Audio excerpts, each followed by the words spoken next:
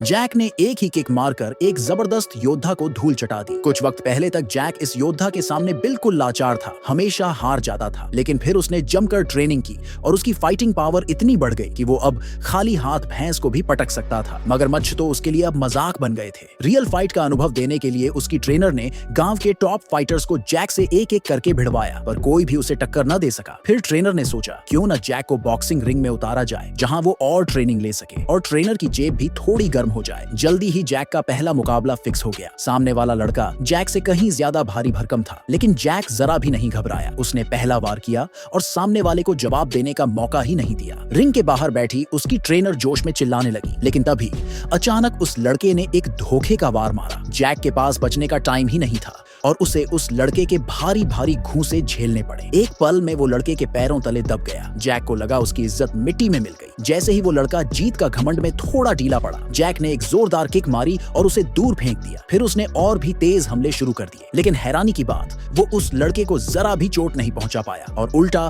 खुद रिंग के कोने में फंस गया। जैसे ही लड़का उसे फिर से पकड़ने वाला था, जैक ने छलांग लगाई और उसे जमीन पर पटक कर दबोच लिया। जैसे उसने पहले मगरमच्छ को हराया था, वैसे ही उसने इस लड़के को भी बेहोश कर दिया। जैक को लगा अब फाइट खत्म और वो रिंग से बाहर निकलने ही वाला था कि तभी एक दूसरा आदमी आया और जैक पर पागलों की तरह टूट पड़ा।